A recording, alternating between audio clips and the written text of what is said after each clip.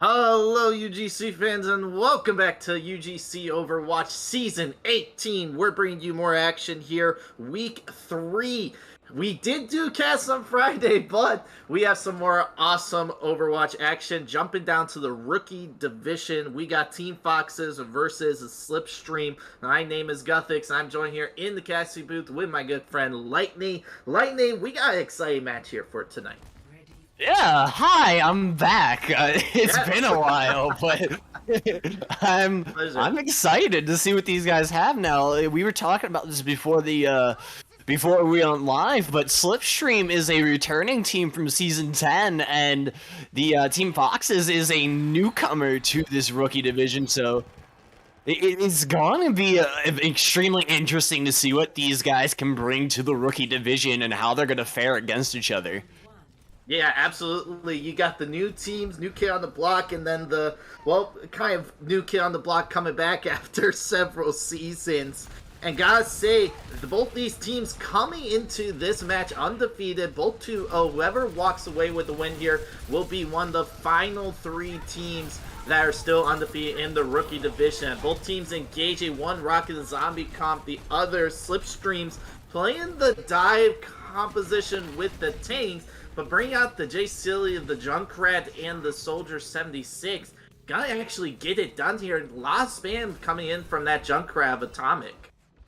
Yeah, you also gotta really love that aggressiveness out of Govin on that Winston very early. He dove in, got 2 kills fairly quick in that matchup as they're gonna go ahead and get back into the fight here, but I am really excited to see this tank of Govin. Yeah, I'm really excited to see how this Winston of Govin gets it done. It's coming onto that Primal Raid, getting closer, has it online. Peter Panning also has the B ready to go. Coalescence engaged here, B forced out, but not before Cardinal loses the mech.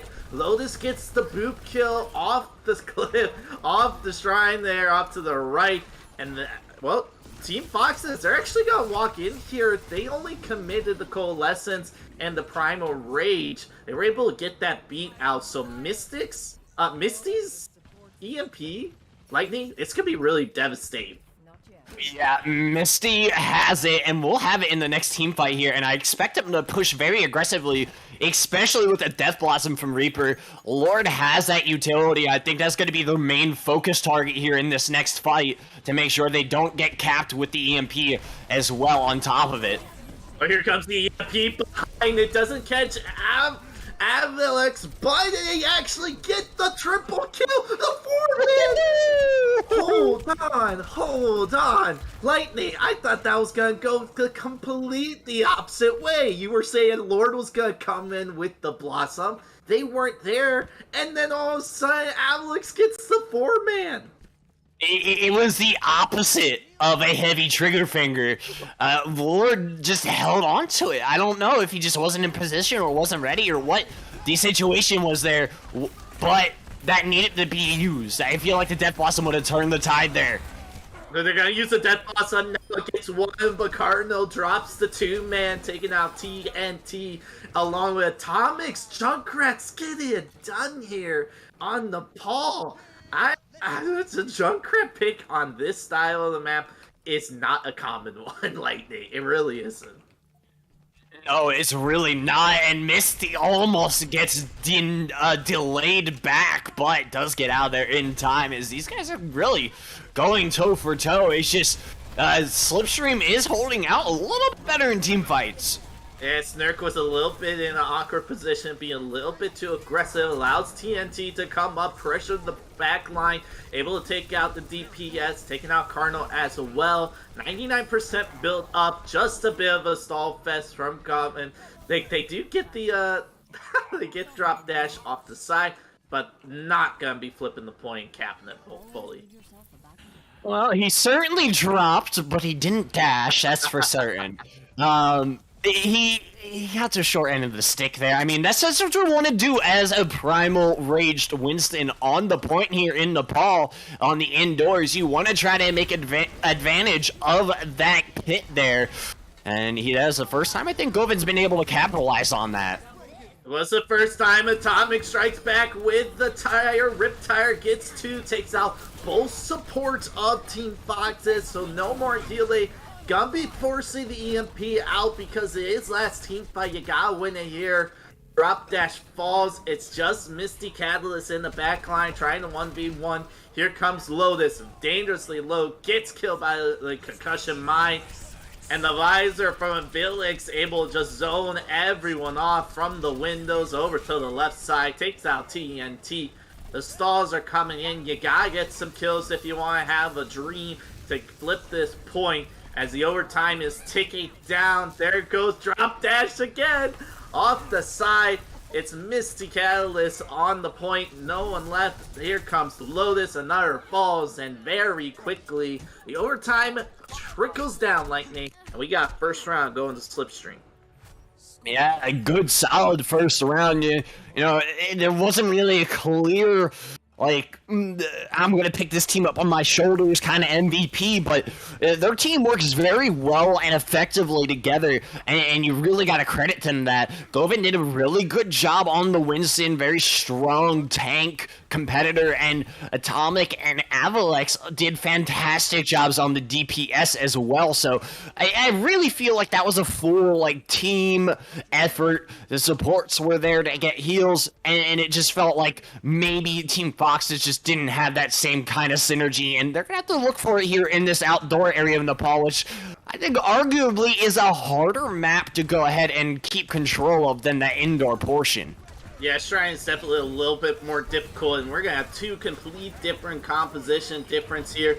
Over on the side, Team Fox is a much more mobile, untouchable composition from Drop Dash on the Sigma and TNT on the Wrecking Ball. Not getting it done, though. Guthix able to TP the rest of the Slipstreams out, slipping their way all the way to the point on Shrine, getting control of it, say up the car wash.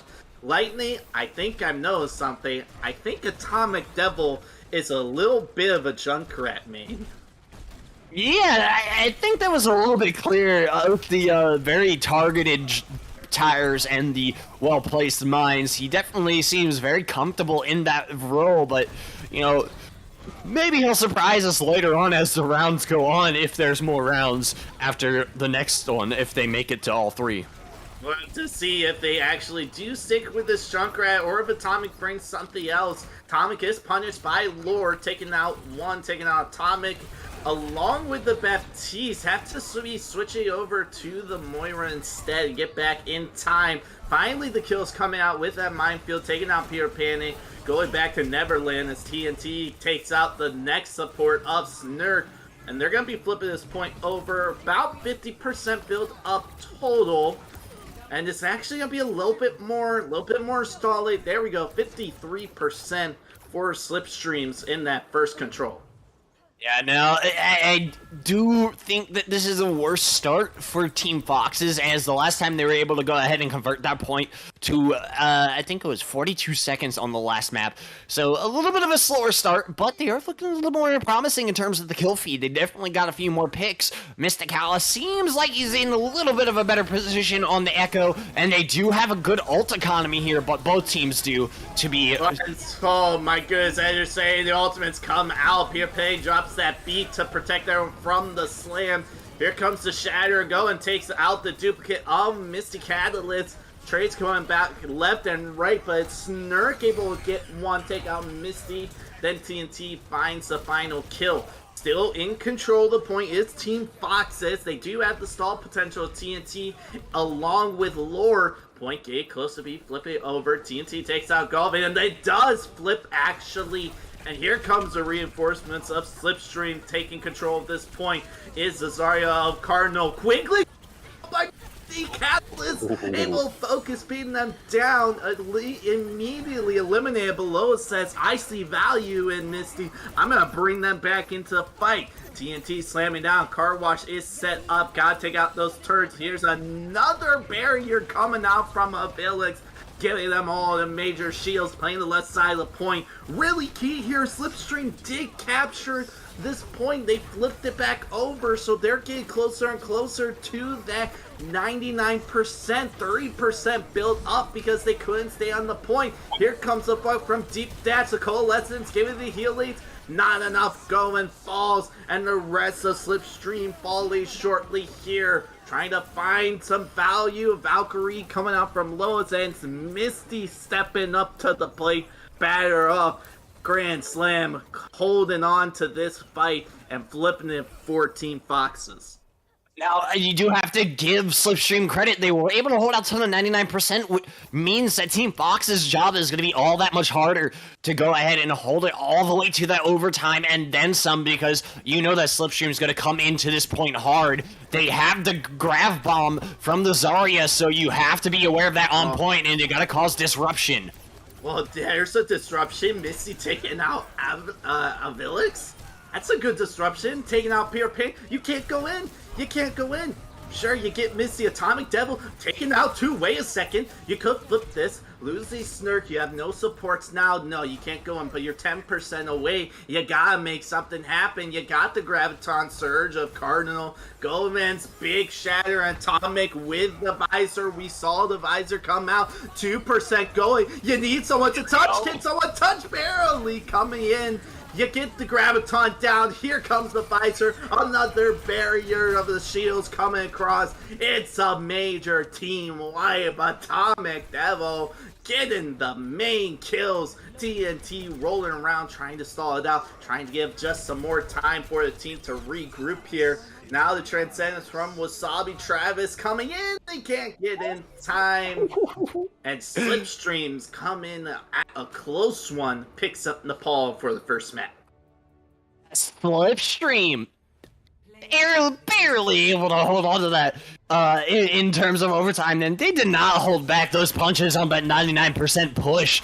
I mean, they dropped every ult pretty much in consecutive order. You had the Graviton Bomb, and then you had the hammer down from the Reinhardt on top of it. There was not going to be survivors in that push with those two ults coming down on the field. I mean, as soon as you get rid of that Graviton, and then you have a hammer down hitting you, I mean, you're already stunned, and there's just more CC on top of it. So it's just one of the reasons why that Zarya Reinhardt comp, that Brawl comp, really shines so fantastically in Overwatch, and has always done so for really as long as I can remember. And the problem with the Team Fox's comp is that you only had a Sigma to provide shields. Everyone was very mobile, yes, but and sometimes mobility doesn't mean that you're going to be able to go ahead and capture that point faster. Now, that mobility, you definitely need to be able to stay on the point with that Sigma and allow the Wrecking Ball and the Tracer to pick up targets in the backline. But the problem is, with that Zarya Reinhardt comp, with that Brawl, you're playing on a control point. Everyone's going to be on the same location, so there's not a lot of stragglers to actually pick off.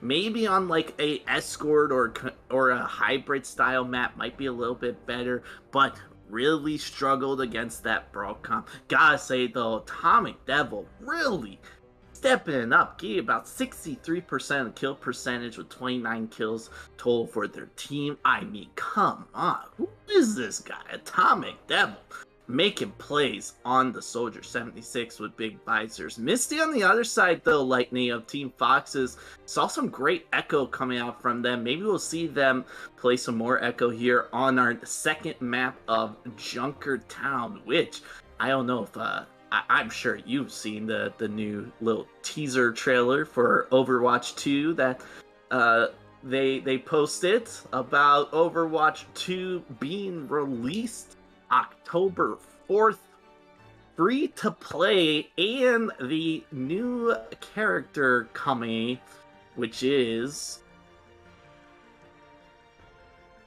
Lightning. I know what it is. Have you not seen it? Oh no! I have, but I'm gonna be honest. I'm kind of a himbo. I don't have much of a brain. I just pilot through things. I know her name starts with an S, but I can't remember for the life of me. No, it's the Queen of Junkertown. The Queen of Junkertown, new character. New character. They teased out. Yeah, new character. Junkertown's Queen is gonna be joining the team for playable characters in Overwatch 2. I'm really you excited. can't be mad at me because even production didn't know. Even production didn't know. Wow. All right. Yeah, but the new character, Queen of Junkertown. I'm really excited to see what awesome new abilities that she brings to the table. But we're still here in Overwatch 1, and we are going to be continuing on into this next match here shortly of Junkertown, which is that escort style map. And Lightning, in the past, for seeing this map, a lot of teams really opt to play that double sniper composition of Hanzo and Widowmaker, since there's so many like long sight lines and high grounds. It really allows like a double sniper composition to thrive along with a double shield on the take line. However, we haven't seen that come out from either of these teams. Do you think we're going to see the same compositions, or at least similar ones, or do you think we might see something new here? Honestly, I mean, I want to see it, I do, but like you said, we haven't seen it yet. That Nepal outside map is definitely a little bit more constructive towards some long-range play. Definitely would have been nice to see a Hanzo on that map, but not necessarily a necessity. You know, judging on the characters that have been played so far, I don't know. It's rough to say if they're gonna go ahead and pick that double sniper comp. And even then, if it's going to be a Hanzo, is it going to be an Ashe, is it going to be a Widow? You really just don't know. And on top of that, you know, you did see a couple Symmetra plays from Team Fox's earlier on from Mystic Calist. So that's one of those things that can really disrupt that sniper play. So that's one of the things that you have to keep in your head if you're Slipstream going into either push is, are they going to pick a Symmetra? Because if I'm a sniper and I have a Symmetra hounding me constantly, then it's nothing sound like a very good Sunday to me. Yeah, absolutely. And with that Symmetra, you can be taking that teleporter to bring the entire team across the map and dodge the sight lines completely and really jump on those snipers, whether it's a Widowmaker, Hanzo, or throwing in the Ashe, which Lord does, it does look like we're going to be seeing the Ashe come out instead. Double shield, TNT, rocking the Orisa, drop dash, rocking the Sigma, but, whoa, hold up. Is this a pirate ship that I'm seeing coming out from Slipstream, Lightning? It very well may. I mean, there's no way. I mean, it's Rookie League, so anything's in play because really, it's just yeah, you really do get some wild comps in Rookie. They're doing it. They're actually going for it. That is insanity. They are going pirate ship on Junkertown. Well, they're at least bringing the Bastion out to the side. We'll see if he actually watches it. He's coming out to play. Felix bringing out the Bastion. Atomic Devil with the Pharah just spamming in, and there's a Bastion. Gumpy dropping down, getting in some better position here. Gotta be careful going in the Mega Health Pack room. That cart is moving, making a lot of progress, and is forcing them out to high ground. Cardinal able to take out Wasabi Travis. Taking out that Baptiste, gotta be careful. Resurrected, backing up by TNT, does get the kill onto a Felix. Misty Catalyst able to take out Atomic Devil, taking out the DPS. Not gonna have enough healing here. Govin gonna be falling quickly, and Felix gonna be switching over to the Reaper. They got some pretty good progress though, Lightning. He did, but one of the things I do note is that Govin does not look comfortable on Orisa at all, and we do see him switching over to the Winston, which he's definitely more comfortable with. It just seemed like his Orisa gameplay was a little bit lacking, and it just ended up hurting that comp to go ahead and get that initial push, though like you said, they did make good initial progress. Yeah, here comes the Dragon Strike, the Flux, able to catch 5 up there. Immortality Field down on the high ground, can't save Lord. We see on the flank is a Felix with the Soldier 76, picks up 2. Long Atomic Devil find it with Sabi Travis. Bob coming in on card, actually gonna be able to stall it out. While Misty Catalyst finds 2 up in the backline, looking for a third, able to find 3 up here, Panic.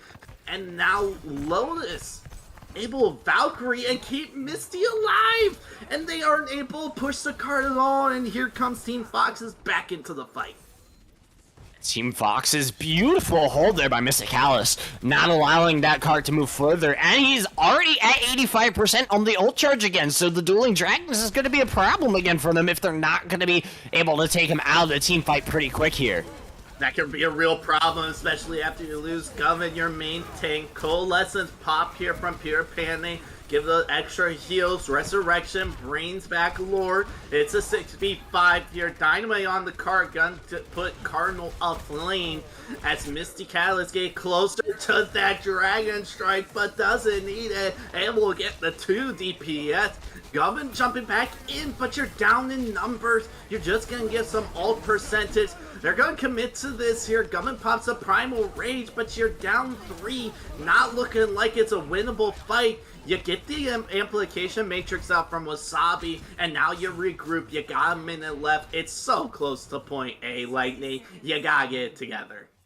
Yeah, no, they've really got to go ahead and pull all the stops out here and just dive straight onto the point as hard and as fast as possible. And honestly, I would switch off that Zenyatta. I mean, yeah, you have the ult, but after the ult is gone, I think that Snark needs to switch to something else because I feel like his value isn't there at the moment on that Zenny. Well, they're gonna be popping the Flux. Here comes the Transcendence. Gonna try to get some initial healing out and progress, but it's not enough when Misty Catalyst just deals the damage needed to eliminate them instantly. Misty Catalyst finally 3. And 20 seconds ago, that's then Transcendence really didn't do much, like you said.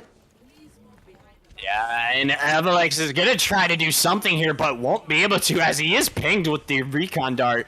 So he's in a dangerous position. He needs to go ahead and back out of there. As we are now down to the final second, the Reaper will make it in time. Reaper will make it in time along with Govin, but Atomic Devil won't be able to build up that Death Blossom. Here comes the Felix with the Visor, able to find 1, needs more than just 1, and Misty Catalyst takes them out of the equation. Another Dragon Strike over the cart, zoning everyone off support. Right behind it, Dop Dash able to take out Cardinal. Coalescing online from Pure Panic. Misty Catalyst, another headshot taking out Snark. Pure Panic following them. And they won't be able to push it to at least point A. A full hole coming out from Team Foxes. And man, this team looks like a whole new team after its first map of Nepal. It really does. And I feel like maybe that team fight would have switched to the favor of Slipstream if Atomic Devil was able to stay in that fight for longer, because as he got back to the cart, he had 99% ultimate charge. If he was able to go ahead and dive on there with the Death Blossom, I think that would have really caught Team Foxes off guard and would have been the kind of build up that they needed to go ahead and get back on that cart. If he was just able to get there sooner, maybe he had basically just let himself die sooner, or one of those factors.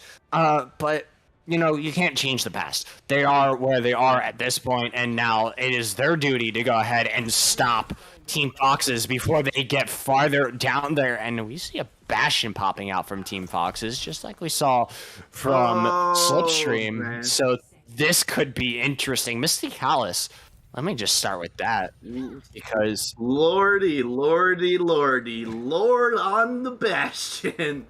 Another pirate ship. They could switch it though. 15 seconds. I mean, it is 14 seconds, and we're actually seeing a little bit of delay here coming out from Slipstream.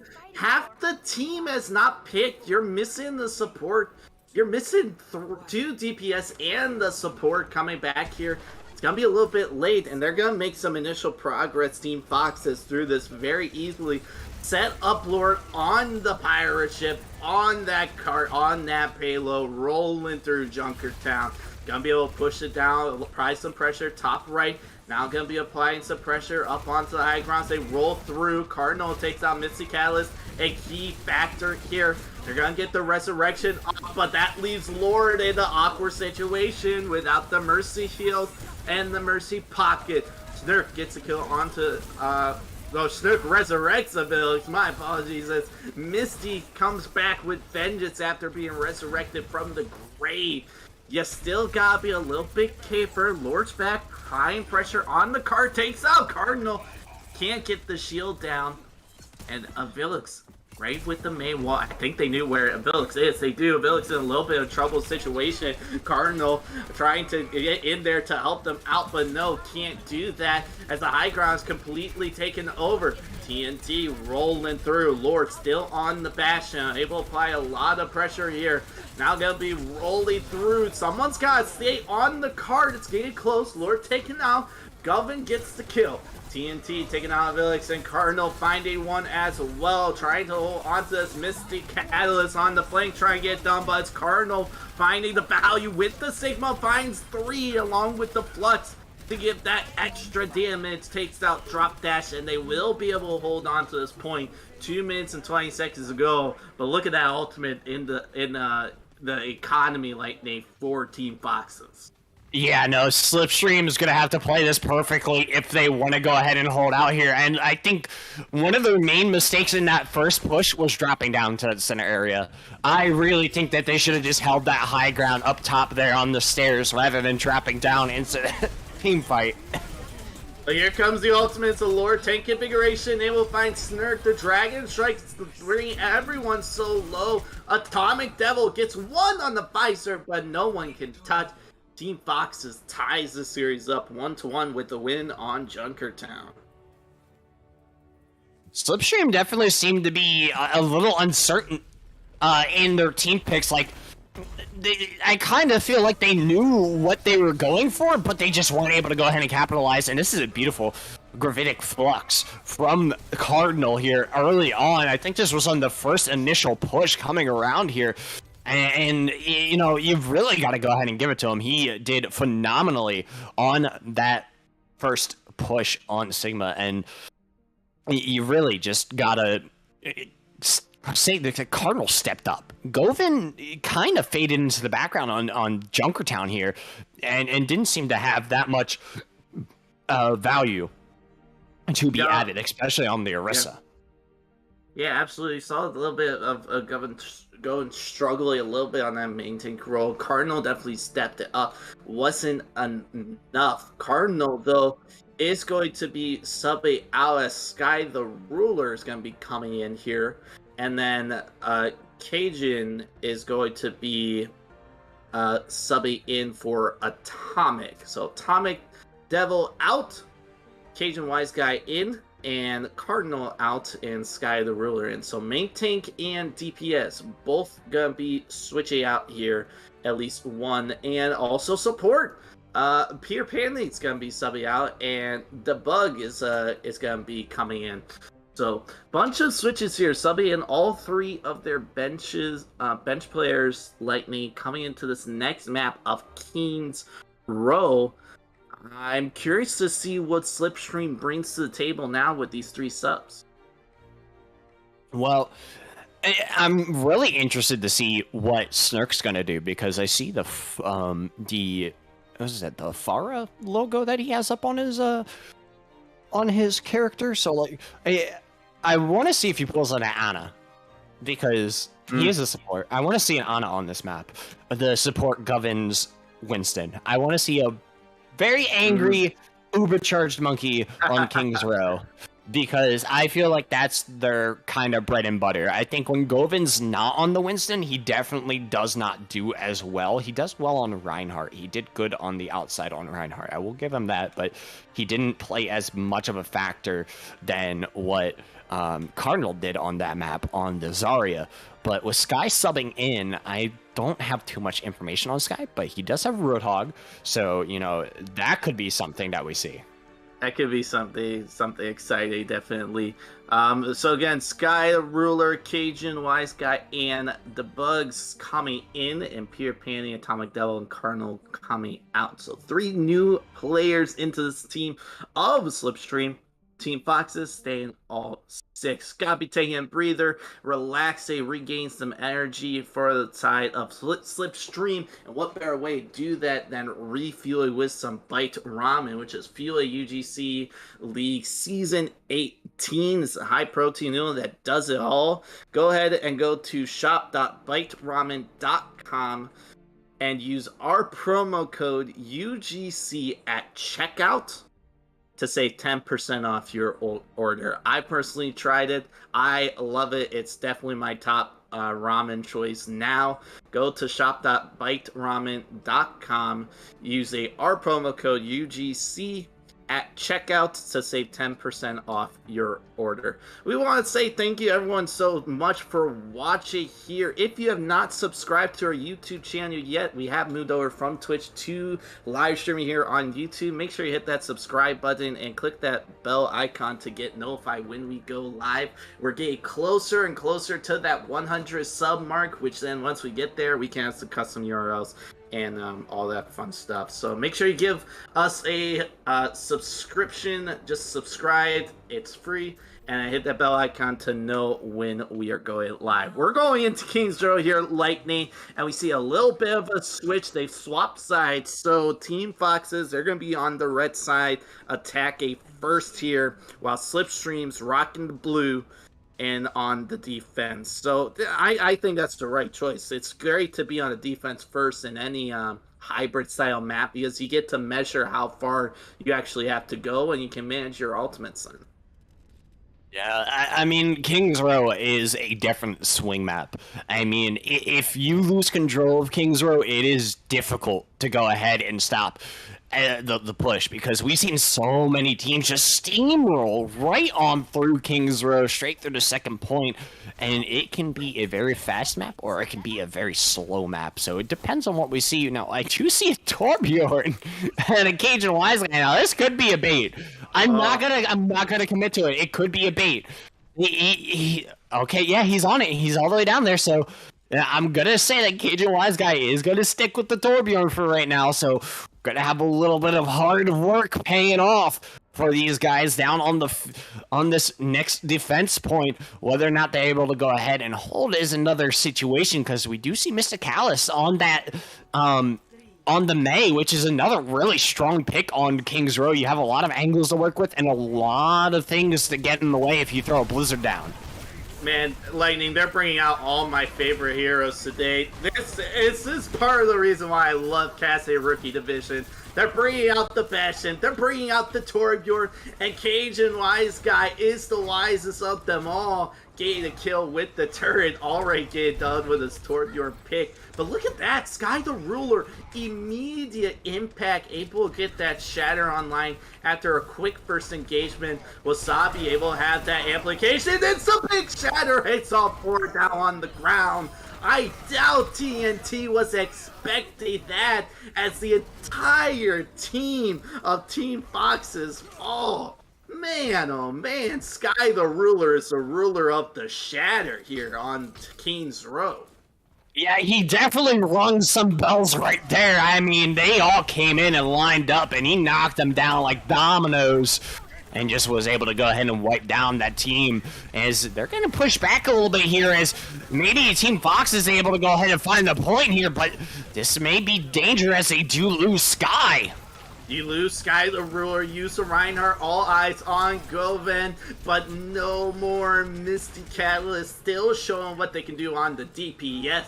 Gets 2 headshots, taking out 2, and full control of point A. Tick, tick goes the dynamite of TNT. Gonna be able to get the point. And now, drop dash. He's delivers some door dash by staying on the payload. He's on cart duty, Lightning. Yeah. He's just building up that ult charge passively. By the time he gets there, he should be near 95% with the rest of the team. Now, they do have 3 ults online already, and one of those is that aforementioned Blizzard. But you have 5 on the side of Slipstream, so this could be huge.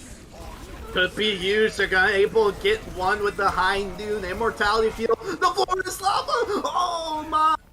Oh Oh, Cajun, why is Sky able to just melt people away with that molten lava on the floor? Didn't get any of the major kills and kill feed, but we all know how much damage that did, Lightning. Yeah, that did a ton of damage. Now, they only have one ult on Slipstream, so this could be difficult, considering on when they're going to go ahead and utilize that hammer down, but we've already seen Sky the Ruler make a big impact with it once. Oh, a beautiful Maywall, Wally off Sky the Ruler, pinning, able to take them out. The anti-nade from Debug, able to get 2 in the purple, but the damage is done. Misty Catalyst still, my goodness. It will get the 2 Ice Cold headshots, really stepping up here on DPS lineup. Snurk, you're trying to get back with the team. Gumby falling off, and they actually could have flown underneath. Now you don't have the Mercy. You gotta think about it. Can you actually contest this? Cajun will switch to the Pharah, so we're gonna have a Pharmacy coming out here. And here's the hammer down, does get a couple. It gets a couple, but it's not enough. They have to beat from Lotus, and now they have the kills. It goes right into point B, and a resurrection onto Cajun, kind of awkward here, gonna escape, and Lord says, no, you're gone, you're staying dead, and go back to the spawn point. And look at this, I mean, Team Fox is taking up so much space, they can easily snowball this into all the way at point C with 5 ultimates. The Bug able to use the nano boost, give it to Sky the Ruler. Here comes the Diva Bomb over the top, catches 2. Hello, the Shatter falling up, taking out both tanks on the ground. And Drop Dash finds the triple kill, and they're coasting this into point C. They are gonna make it most likely here if the Rhine of TNT is able to go ahead and hold. I don't think they're gonna be contested because Misty blocked off the wall. And there's the Blizzard! It's over on King's Row for round 1. You had the Blizzard and Maywall on the left. You had the Rhine charging on the right. There's no way you're getting out of the spawn there, Lightning, and there's no way you're going to be able to touch. Team Fox is really coming out with a strong time here on King's Row. 3 minutes and 36 seconds. Man, oh man. That is a quick team fight push. I will say that Sky and Cajun definitely stepping up here, did a good job on the sub-in. Definitely didn't seem like they were sitting around doing nothing. They came in pretty hot to start out that match, but they just weren't enough as Team Fox is just, like you said, they snowballed through the rest of those points. After they reached point 2, that was it. They had blood in their eyes for the rest of the way through, and Drop Dash got that really, I think that was a really important Diva Bomb there. You dropped the support and the Pharah, so it really did not have much to work with on that back half, and then the rest of the team fell in tow, and then you had TNT and Misty Catalyst going and holding off those points beautifully, so that way they weren't able to go ahead and contest. Yeah, absolutely beautiful placement coming out from Drop Dash with that Diva Bomb, able to take out 2, able to really push them all the way to cross the finish line. Finish King's Row with 3 minutes and 36 seconds. Now we're going to be seeing a Reinhardt charging. Oh, the bomb. Oh, no, TNT capitalizing on it. Misty Catalyst cleans it up. And it's the Reinhardt hiding in the hotel and just waiting. We're in the movie theater. And, well, we all see what happened there. You gotta check that, Lightning. You never know where there's a Reinhardt. Yeah, I would know. I play Reinhardt. I am a tank main. That's my favorite hiding spot. I love catching the supports off guard there, and it is a beautiful place to just hide and wait and lurk. And then as soon as they don't expect it, just BAM! You're pinned to the wall and you're gone. And TNT capped, doing a good job on that Reinhardt so far, and the ult economy shows for it, as we see a very lopsided ult economy favoring Team Foxes. The Lord actually got the kill onto Guthix, and they chose to wait it out. They're going to TP through Hotel now, over to the left side. Gotta get the entire team out. A beautiful wall coming out onto Sky the Ruler. Immortality Field gets down, able to keep them alive. Barrier down. Both Reinhardt traded. Here comes Slipstream slipping into the point. It's Govan with the high energy kills. The Bug picking up 2. And they're gonna be walking away with point A here. And the whole team's gonna regroup for Team Foxes, as Drop Dash did get delayed a little bit. You have to go ahead and keep in mind of that delay kill to go ahead and stagger them a little bit, as they're going to be holding here at the corner fairly strong. They do have a Diva Bomb, though, as well as an Amplification Matrix, so this could be a big push, though. You do have Photon Barrier coming out. Could be a big push. There's the Immortality Fields used from both sides. A Village sneaks the kill onto Lord. Here comes CNT trying to find the pin, able to take out Sky the Ruler. Gotta get the heal in, and there's the Shatter. Catches both supports and Gove on the front line. And they're gonna be able to oh man, they're gonna be able to hold this right at the choke. This is not where you want the cart to be if you're the attackers.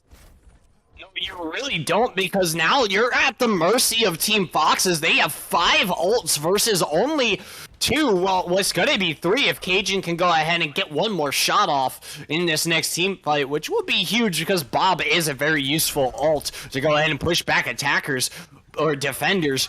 But 5 ults, this is gonna be hard. They're gonna get stuck here. Gonna be hard, you gotta be careful. Gonna be dropping the Blizzard. Gonna freeze 1, gonna freeze Govan. Here comes Bob.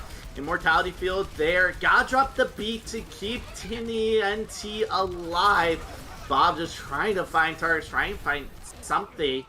And you only use 2 ultimates if you are Team Foxes, and that is definitely worth it. And you have 3 still in Lightning in the bank. You got a 4th coming. TNT Cap used Hammer Down, but it almost has it back at 64%, now 65. Slowly climbing back up, and Slipstream is going to go ahead and teleport here, trying to get that high ground and come around from the flank, but Team Foxes is aware of it. They're moving in position. They're aware of it. They actually just split their team, though. Gonna be a little bit awkward. High New coming out from Cassidy from behind, gets nothing, and Sky the Ruler gets the pin on Wasabi. Dizzy Catalyst trying to bring it back, takes out Sky the Ruler. TNT contributes before Folly taking out 1. Diva Bomb catches Govan, it's possible, but Caden Wise Guy negates the remake of Drop Dash. And the team try like switch around there at Lightning. They try to get back in front on their side, but the car was behind them. Normally at like really high ranks like Premier Intermediate, you really just see the other team kind of just shift back and play the attacker side. Yeah, we do see that, but Rookie is a free-for-all, as that is a good attempt at a hammer down, but won't be able to go ahead and get it, as the Mirror, I do think, blocked half of it. So no use out of that, as TNT Cap will go ahead and dive in, as they're going to go ahead and clean up here. Yeah, it seems like the Sureshare was enough from TNT. They were able to get something down. Govan has the Graviton, sure. They're going to get taken out, though. That's a big stagger kill. And Misty Catalyst has the Blizzard at this choke. You got to get something done. You don't have the sim to TP up to the high ground, flank around. Look at how much space they're taking. Yeah, they are definitely using up as much of that area as they possibly can, and you can tell that they are afraid to push up. They have 1 minute and 15 seconds to work with, and now they have 4 different ults, 3 different ults to go ahead and compete with, but they do have 4 of their own, so you gotta really question whether or not they're gonna be aggressive or just gonna hold out, because it really should be. Yeah, I'm not sure if they're going to actually dive in here. You got to think smart. You got to make something happen, though. You got 45 seconds in the Amplification Matrix with the Fire Strike through. The Shatter hits 5, but the beat's still outstanding, and Drop Dash doesn't get hit. Eats Govan's grab. And you got 30 seconds. You got 1 more attack, and look at this stagger onto Cage and Wise Sky. Might be a quick regroup to touch. Yeah, no, they should have been aggressive out the gate, but I think they're just taking too much time to formulate what they want to do. Sometimes it's less about thinking and more about doing, because the more time you give them to prepare, the less time you have to attack. Now they have 3 ults. They have a Hammer Down, the Deadeye, and the Blizzard from Mysticalis, which is going to come out. This could be huge!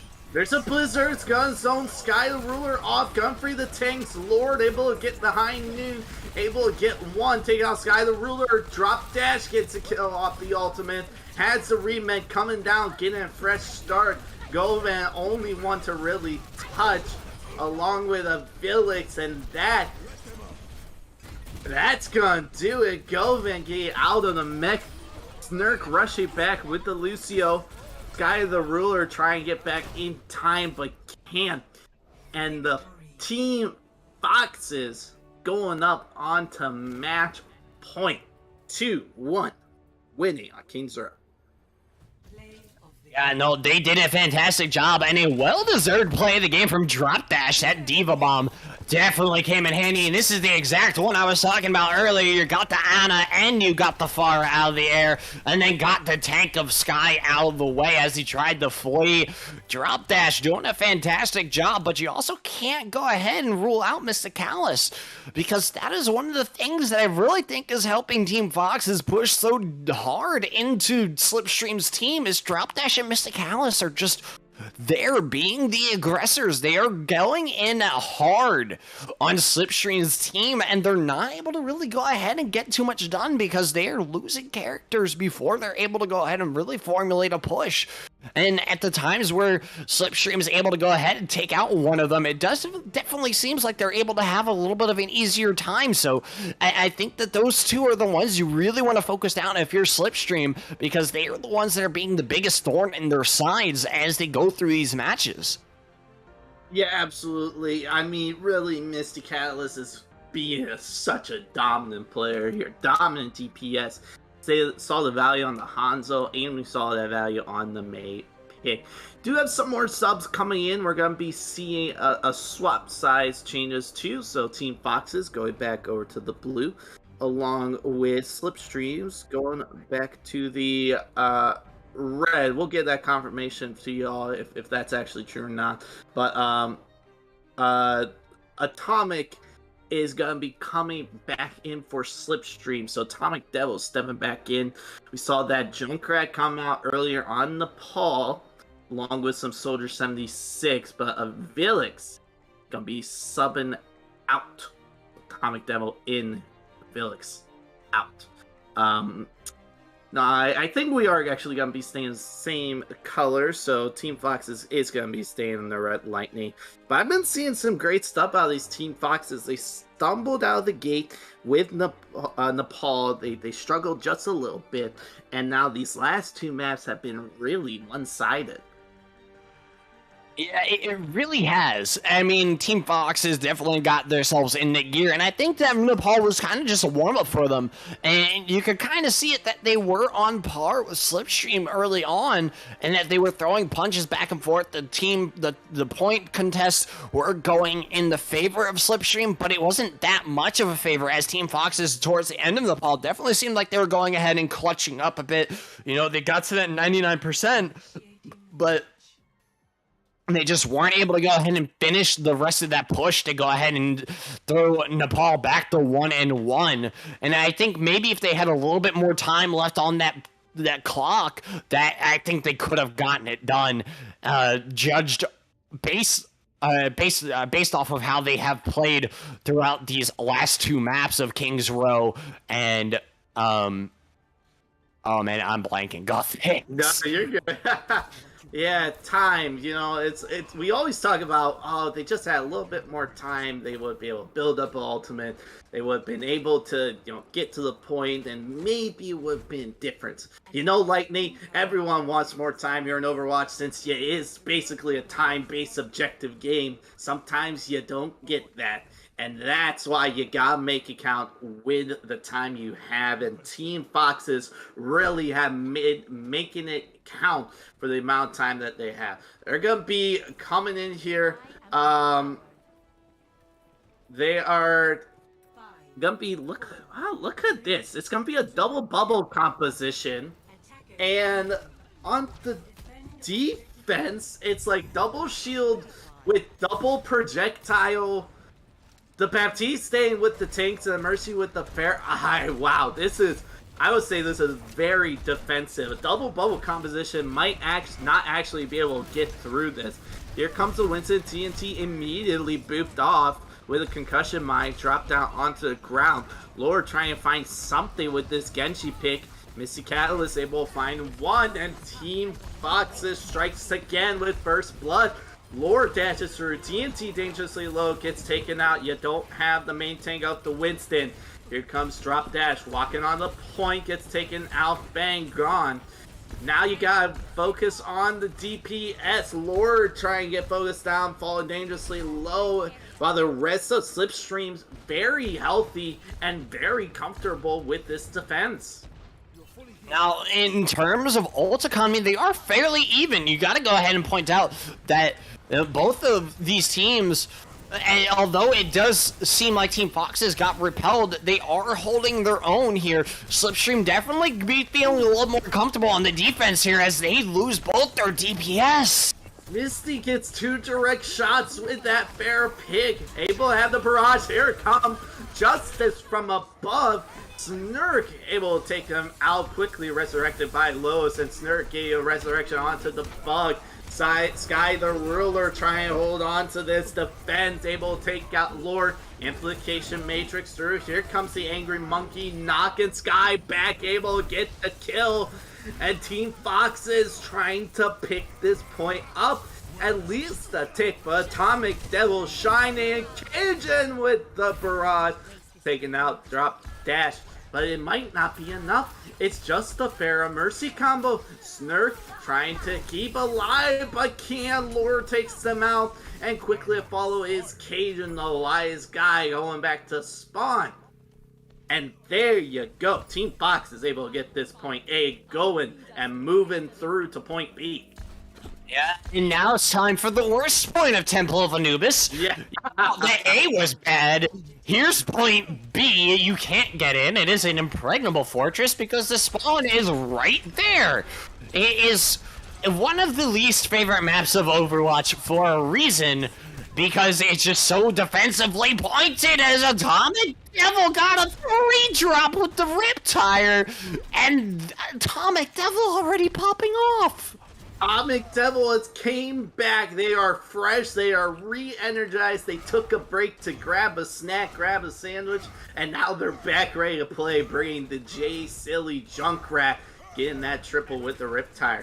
You still got 4 minutes in time bank, and you got the Nano Blade and the Graviton. Barrage coming online. You're looking at 6 ultimates here. If you just take a moment to pause and build those up, everyone could press Q and you might make something happen here. Graviton trying to find placement. Drop Dash still holding on to him. Misty Catalyst has the barrage ready to go. You got 2 big combo ultimates with loads of follow up. Here comes the Nano Blade. The Shatter comes down and it knocks Lord on the ground, but booped away.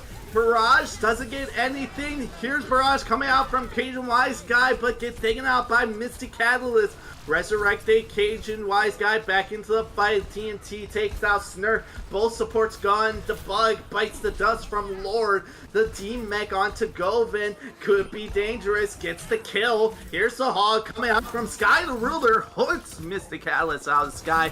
Heals, takes a breather, gets the extra health, and has the pocket Snurk Valkyrie keep them alive. The Immortality Field to get them through the purple. No tick has been given up. It's been a long stall here, and you only got one going. Takes out Lauren. You resurrect Sky the Ruler.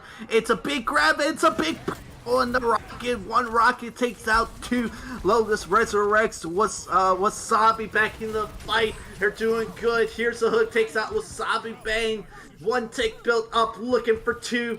Trying to get more. 2 ticks built up. Here comes the Riptire. Atomic Devil gets one on to Lotus. TNT trying to take him out. Trash gets the other support. Both supports gone, but Cajun Wise Guys coming back, and here's Sky the Ruler with the hog. Zoning everyone out, and that should be enough. to hold on to this point. Yeah, and that is the reason why Anubis is such a difficult point to go ahead and capture, because it seemed like Team Fox has had it in the bag, but the constant respawns and persistence from Slipstream just was able to go ahead and pull them right back into it. Now we're right back where we left off, pretty much on the initial push into B. Here comes the Nano Blade! Here comes the Nano Blade, gets one, takes out Snurk. Here comes a barrage, it will take out two before Fale Cajun guy, Wise Guy takes them out. Oh, that's gonna be it. A clean sweep. The Nano Blade and the barrage is what they needed, and they get the point B. 1 minute 25 seconds left, Lightning. Finishing with time, super key here on a Assault 2CP style match. And it really is. I mean, Anubis is not an easy map to go ahead and win points on, especially on point B. And Team Fox did it beautifully. I mean, they were able to go ahead and hold their own there, and really TNT capped on that Primal Rage, got 2 off on that point, which really helped to go ahead and set that whole situation and scenario up, and Mysticalis on the Pharah. You know, it wasn't the prime focus, but when you have a nano-charged Genji diving in at your team, and then suddenly you have a rocket barrage, you not only have to deal with one source of really bad damage, you have to deal with 2. So I think that is one of the main reasons why they're able to go ahead and just dive in there and get that point. Yeah, all of a sudden you find yourself with your hands full. You know, you have a barrage above you, and then Genji, Nano Blade dashing through the rest of your team is kind of much to handle. We see on the attack, the Torbjorn and Symmetra coming out. Torbjorn, both sides. I mean, I think we should just see a Torbjorn 1v1 hammer duel to see who gets point A and then point B, but I'm sure that's not what these teams have planned here for us. Like, instead, they're going to be walking here. Slipstream walking to the right, TP straight to point, trying to build up 1 tick very quickly. Able to flick them off and they get 1 tick. Looking for 2, nearly 50% blade there. They cross it and they get the kill on TNT, who's trying to stay on point. 2 ticks built up. There's no main tank. Mysticalis taking out the bug, and they trying to get 3. The turret coming in clutch. And 6 minutes and 20 seconds. What an impressive take from Slipstream. Yeah, that Symmetra TP is a devastating tactic if you are not ready for it. And I remember Season 17, I forget the teams, but I remember a lot of good Symmetra TPs, especially one on, oh god, I am forgetting so much, Guthix. Hanamura, yes, Hanamura. And, you know, you really gotta give it to them, and they're already diving on B, they're already there! They're already there, and they're trying to cap this. They take out TNT, and here's the ultimates. They're so far ahead on the ultimate economy than Team Fox is. There's nothing they can do about it. Underneath, Mysticalis walking up here, gonna be able to... No, they get looped off! No more ice block on the point. TNT bring out the Wreck-It Ball, try and stall it out a little bit more. Atomic Devil takes out Los, that's 1. The 1 tick built up, nearly 2. It's blue in the kill feed. And Tokyo, 66.6%. You're 0.1% away from 2 tick. There's Mysticalis on now a little bit more. Here comes Lotus on to the point, stalling out more for them as well. There's 3 ticks built up. TNT can't get back to the point, and a 5-minute overtime push time. Wow, I have never seen that here at UGC before, Lightning. I have not either, and Slipstream just came out swinging. There was no stopping them. And, you know, I was amazed at how well you know, Team Foxes did on their push, but Slipstream just threw that all to the wind. You know, the Torbjorn Symmetric comp is actually kind of meta, I'm not gonna lie. Because you TP up top on point B, drop your turret up there on the ledge, and then you have another player basically with free reign. I mean, that's one of the reasons why I love Torbjorn. That turret is basically a 6th player that you have to deal with, and they are going to go with pretty much the same comp. If Atomic Devil switches back to Symmetra, it will be basically the same comp going into this next push, but I don't think we're going to see it because they are on defense this time around. Now, I think, I don't even know what they could have done different. I don't know either. I mean, it's really struggled. They snowballed it, and they just had the ultimates way online before Team Foxes. It's a hard one to hold. It really, really is. Gonna be playing Torbjorn again. No Symmetra on the defense. They're gonna be playing the Fair here. Fair just more spam potential. Zombie comp coming out from Team Foxes. I'm not sure if you're gonna have enough time to build up an EMP from Misty. You gotta be really quick. This turn's gonna cause a lot of problems for Misty as they uncloak. Gonna get the hack off. Gonna go on to Sky the Ruler. Can't boost away. Here comes the zombie comp rolling in. Going after that turn. Knock out that 7th man player. And Misty Catalyst takes out Snurk. That's a big one. No more heals for Atomic Devil. Up in the sky. The bug closely to fall here. Dangerously low. And they get the kill on the bug. No more support, and they are gonna be able to wait. Hold on, Sky the Ruler might have something to say. It's gonna stay a little bit longer, and they are gonna get the cap on point A. Yeah, that was a good push. That's what you want to see out of them. Now, they only have 30 seconds less to work with, and they don't have any ult charge going into this, and the ult charge is pretty much even across the board, so they really aren't going into this with any kind of advantage. Now, that time did go up to 45, so it could be a little bit more time for them to work with if they're able to go ahead and hold on and maybe get a few ults here that could be advantageous, but they're only going to have really one shot at this. You can't lose Wasabi. They have the coalescence. You gotta stay alive. You gotta get it to use it. Misty trying to build that EMP quickly. Here they go. Engaging. 30 seconds. One team fight. Do it all the way and opens with Govin taking out Lord. Govin gone. Here comes the Molten Core on the left side all over the point. Atomic gets taken out by Misty Catalyst. And the EMP is online. There's the EMP. It hits the remaining of the players except the Bug, who's coming back. Gets the Nano Boost onto Sky the Ruler. And overtime is triggered. And there's no one left except Lord coming back from the spawn. Unable to get the Death Blossom to try have a hope or a miracle. Lois returning along with support.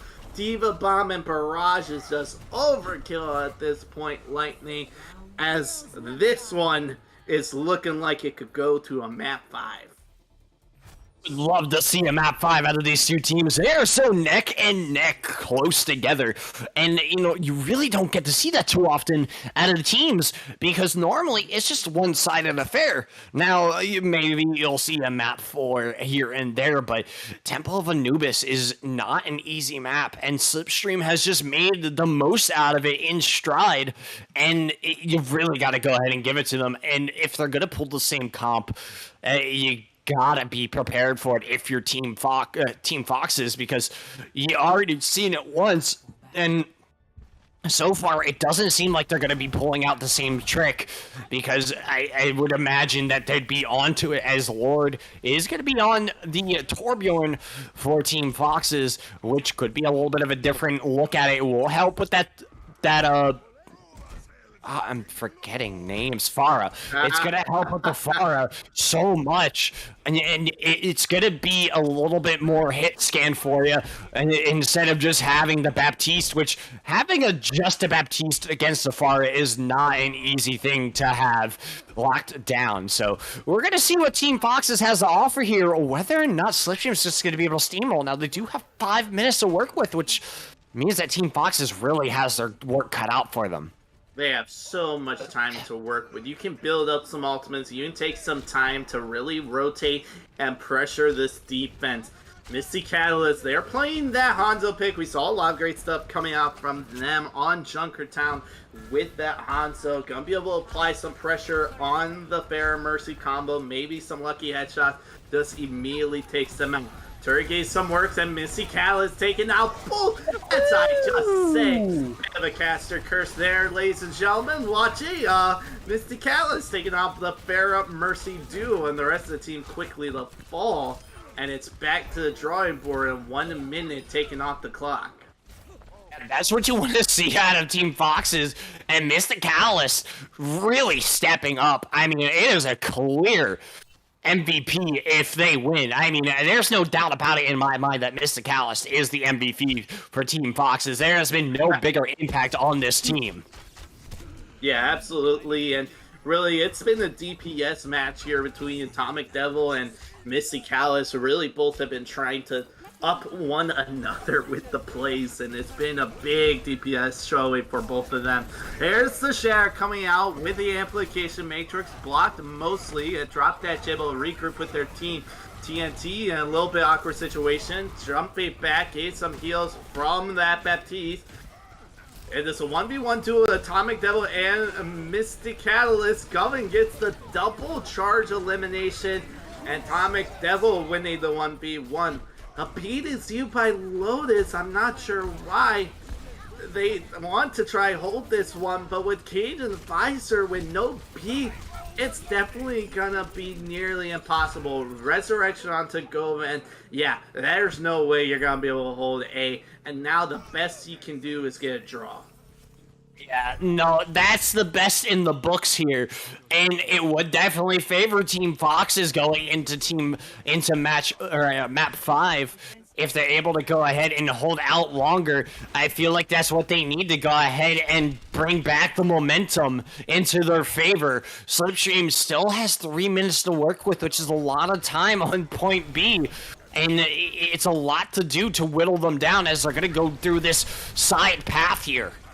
I really would like to have that beat back from Lotus. They just were trying to hold on a little bit, but now you don't have it here. There's a Zach, catches 2 down, but the barrage on the front, and Sky the Ruler in the back, and the remake kill onto Wasabi Travis. Misty Catalyst finds 1, trying to find more for their team as Drop Dash falls. You gotta stay on the point now. There's the Share on to the right. Here's Misty Catalyst trying to find some more kills, looking for 1, able to take out Atomic Devil, and TNT Cap finds a kill on Cage and Wise Guy. You have to stay on point, it's just the tank. Lotus trying to keep them alive as Drop Dash gets demech.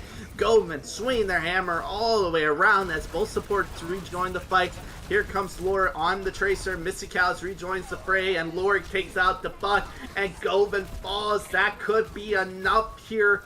Sky the Ruler demech, and they're holding on to this. Misty Catalyst coming in clutch.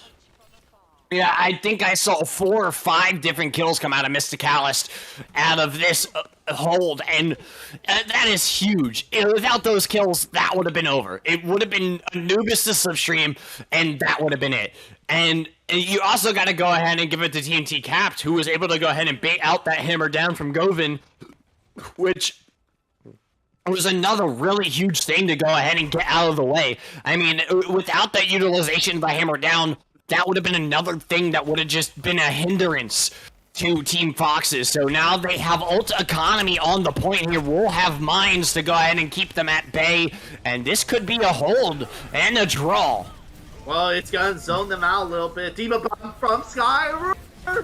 Able to take out 2, takes out Drop Dash out of the mech. Here comes the shot from Govin, knocking them down. Misty Catalyst again finding at least 1 kill, keep them in the game.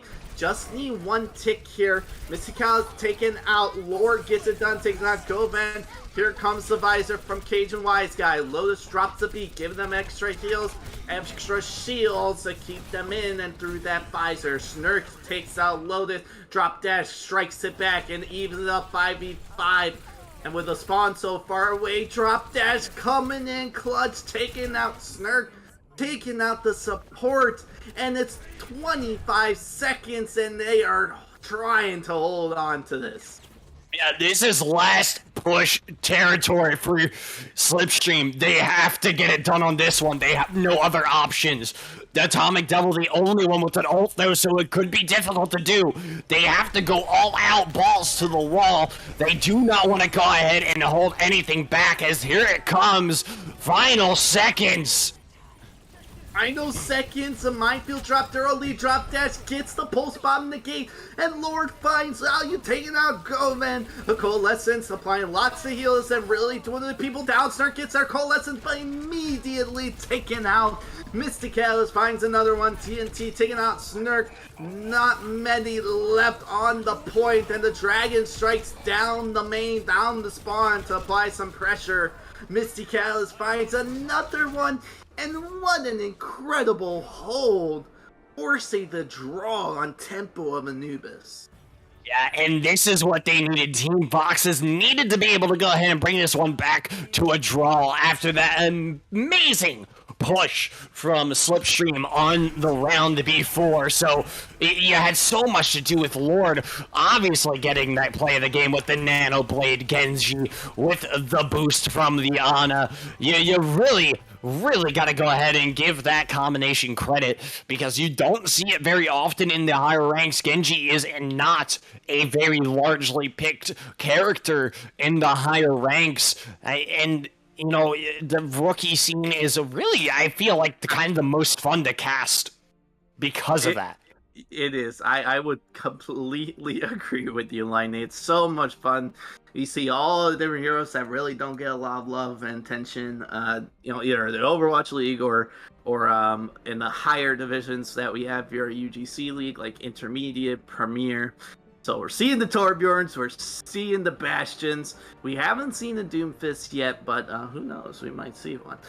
The exciting thing, Lightning, about this now, it's 2-1 going into map 5. If Slipstreams win this, we're going to map 6. We're going to Lijiang Tower with our overtime map. So this one could go the distance. It could. It's been a really exciting one. I don't think I've ever seen, in the matches I've casted, I've never seen a match 6. I really cannot recall, out of my memory, a single match that went this far. I don't know about you, Guthix, but I'm really excited to see if Slipstream is able to go ahead and force a map 6 for Lijiang Tower. And Foxes, they have the momentum behind their backs. Mysticalis came back online fairly in a huge way, actually. I don't even want to say fairly well. It was a huge impact on Temple of Anubis in that last push, and Slipstream is definitely feeling it, because, you know, that was one of those targets that they were taking out in that last push that got them to that draw point, was that they were focusing down Drop Dash and Mysticalis and getting them out of the way first, and then focusing on the supports and the tanks. I feel like if they're able to go ahead and recapitalize on that, the momentum's all theirs, because that's just riding on the backs of the DPS is what we're seeing mainly out of Slipstream and Team Foxes. And yes, you'll have the tanks there, and they showed off pretty early, but now, like we've been saying, this has just become a complete DPS showing, and it is a beautiful thing to see. It really is. It really is indeed. You know, it really was a light switch flicked on to Slipstream's team. They finally figured it out, and finally how to beat this Team Foxes team. The Team Foxes, though, I mean, 5 minutes on Temple of Anubis to hold that? It's unheard of. That is super impressive. Super, super impressive. But, you know, when we're talking about possibly map 6, I mean, all I'm hearing, Lightning, is more exciting Overwatch to cast. That's really all I'm hearing. And, you know, I can't complain about that. Oh, I can't either. I really can't. And, you know, going into this map here on Lijiang, or not Lijiang, Oasis. Oasis. Thank you. It's been a long match. Don't worry. I've also drained from the energy a little bit.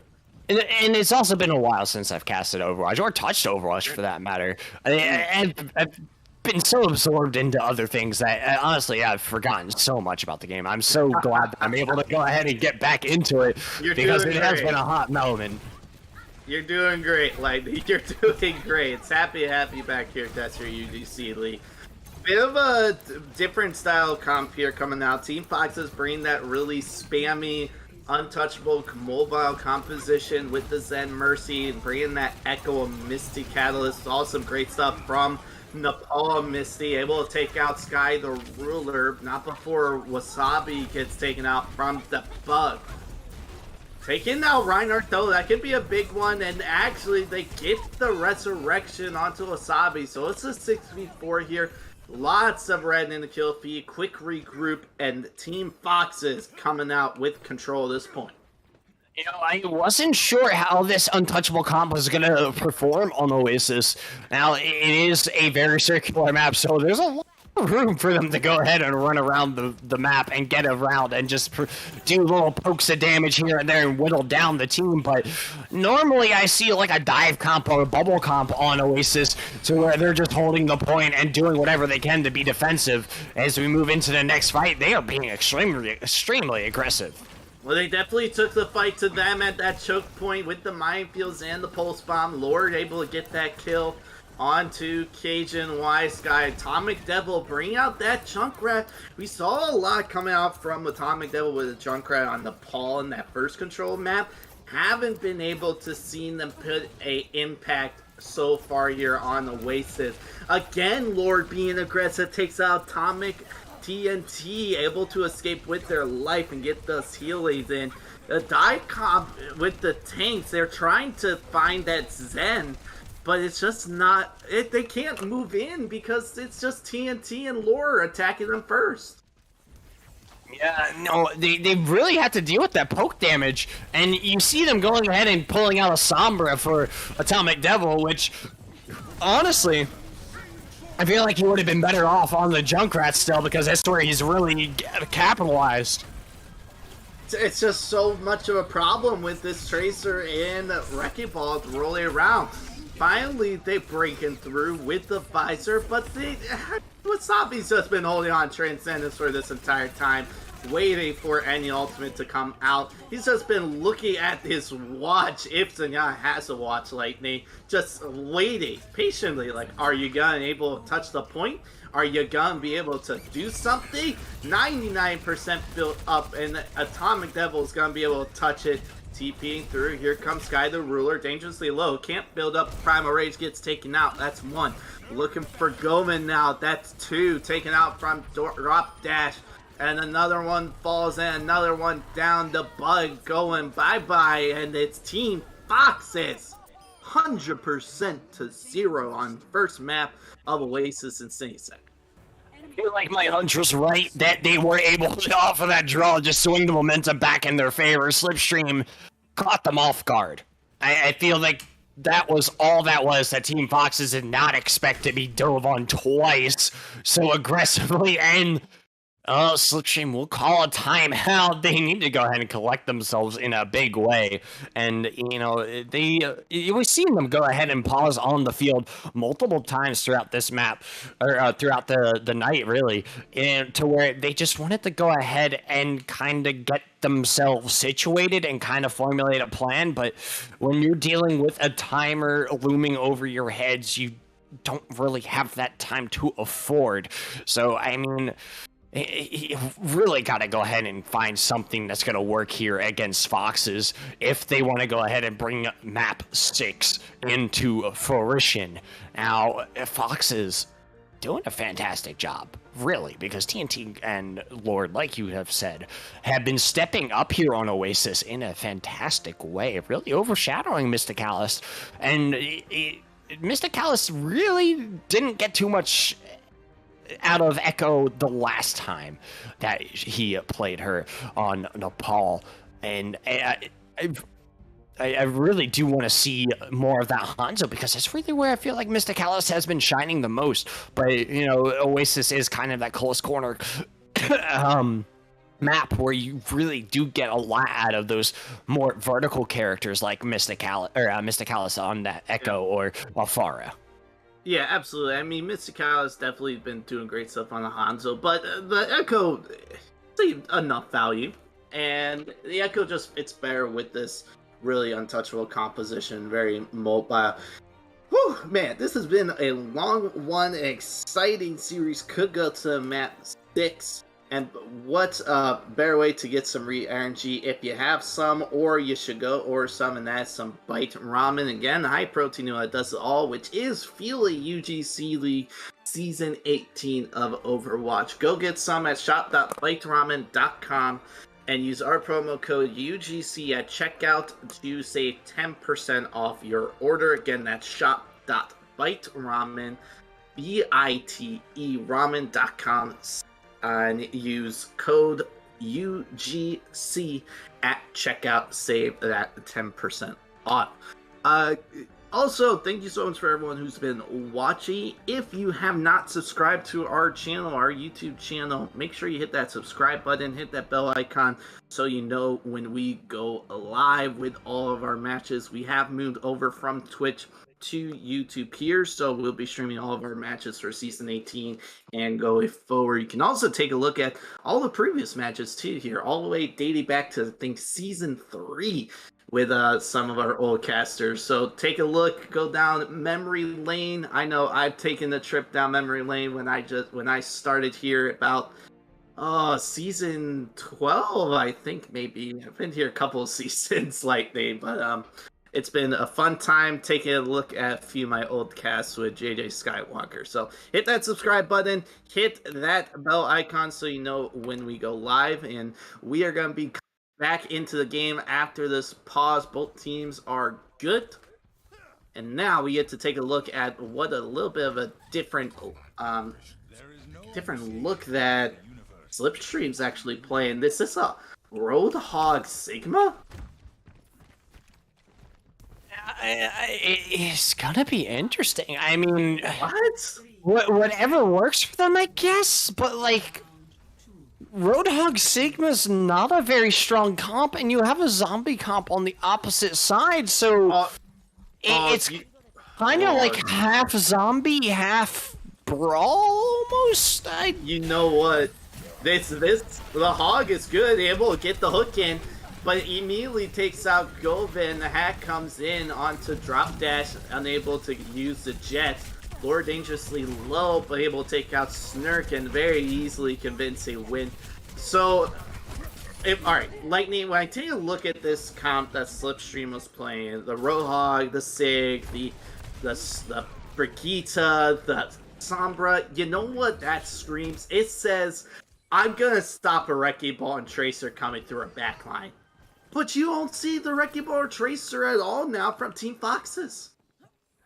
Yeah, no, they switched up the gameplay in here, and it really threw Slipstream for a loop. You can definitely sense that they were not expecting to have that many problems with them, and the zombie comp's just sitting back there waiting. They strolled up the point, and it was like a John Travolta moment from Pulp Fiction, where he's just standing there looking around like, where are they? They're gone. No one's here. They're all gone. There's Lord with the Death Blossom cancel, but Govan actually falls to themselves. Atomic Devil takes out Lord though. Gonna be gone. Here comes TNT to rejoin the fight. Sky the Ruler takes out Misty Catalyst, and here comes the visor from Keiju and Wise Guy. Doesn't get anything, and the Primal Rage is popped from TNT Cap. Focusing down, lots of health to work through, and gone. Sky the Ruler able to take out both the tanks. Lore quickly follow, just staggering it and stalling a little bit more. 62% built up. Lotus in an awkward position. Tried to get back there at Lightning, but instead gonna have to go back to the spawn and regroup. Now, Lucio isn't that big of a stagger kill just because of how mobile he is. Now, you do have to be aware of how fast he can get back to places, so it's not a huge loss on terms of being staggered. Now, you do have to be careful if you're Mysticalis on that Sombra. Now, the EMP is coming up, so that is going to be a huge one along with the Diva Bomb, but the Ultimate Economy ultimately still on terms of Slipstream at the moment. Here's the rally. They're going to actually commit into the rally with the Diva Bomb. Diva Bomb takes out Snurk. EMP coming back huge. Takes out the 5 hit with the EMP. Lotus doesn't have the beat. And that Flux is going to knock a lot of people down even more. Misty Callus signs both tanks. Are you kidding me? It looks like in the darkness, it's just all over for Team Fox. This Misty Callus being mystical with the plays.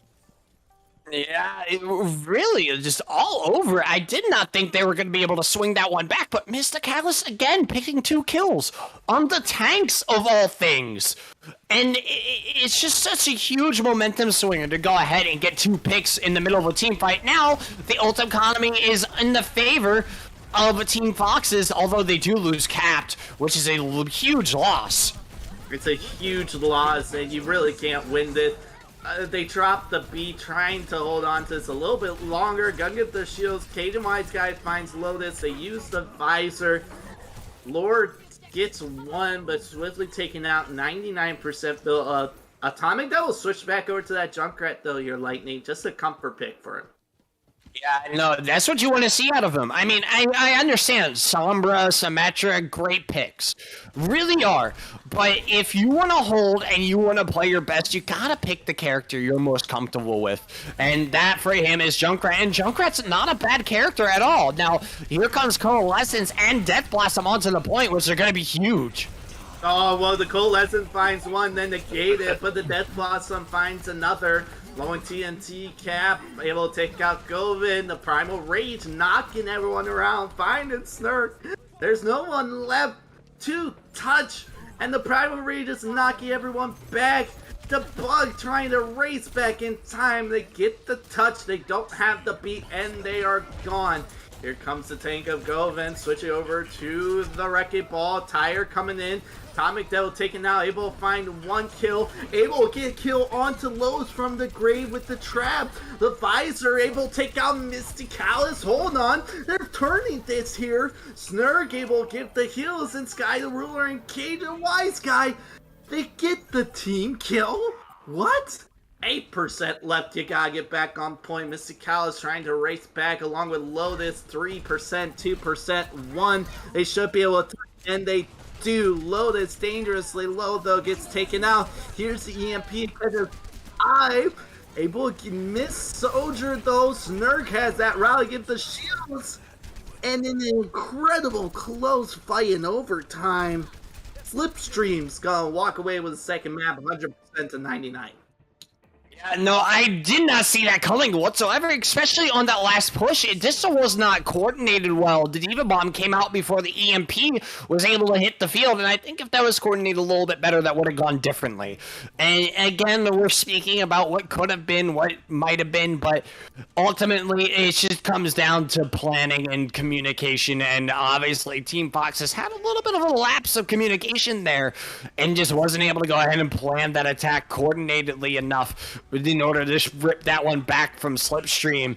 And honestly, I didn't think Slipstream had it in them from the get-go, because they came back on the point 99%, and I think it was like, what, 62 on their side? Yeah. So not a lot to work with there. They had 30% to build up, and Team Fox has had plenty of attempts to go ahead and get that, but now they're back onto another control point, and it's definitely looking like maybe map 6 is a little bit more feasible now. It's feasible. It's 1-1 on Oasis, but Misty Callus bringing out their May. Getting a beautiful May while taking out Govin immediately, and now they find a second kill onto the Bug. And I mean, this, yeah. Oh my gosh. I mean, Lightning, this is the hero composition that we have seen Team Foxes dominate on. We saw them dominate on King's Row. Misty Callus on the May, playing this rush comp with the Rhine Diva and the Sim. Yeah, and the only difference is the Lucio of Lotus. Now, he has been playing Lucio quite a bit, but we've also seen him on Moira quite a few times. So, you know, I feel like he's strong on Lucio and Moira, but I honestly would have gone with Moira on this just for the damage capabilities and the extra heals, but neither here nor there. They're doing beautifully. Oh, the Shatter's just the extra. Oh, this Atomic Devil with the triple Riptire out of nowhere. They're down 4. You might be able to walk in here quickly, but you don't have a Lucio for speed boost. Yeah. The Pharah does make it back in time, but it looks like the point's gonna maybe convert, but they do have a Photon Berry in their way. They may make it back. They might be able to make it back and hold on here a little bit. Photon Berry gone. It's just TNT with the Mind Shield. Big Slam takes out Wasabi on the back line.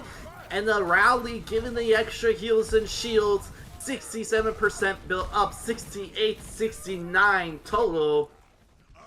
And what an impressive retake. And it's all-star with Atomic Devil's Riptire. Yeah, no, he has been huge on that Junkrat, and I don't think there's been a single Riptire that hasn't gotten more than 2 people. I think it has been either 2 people or 3.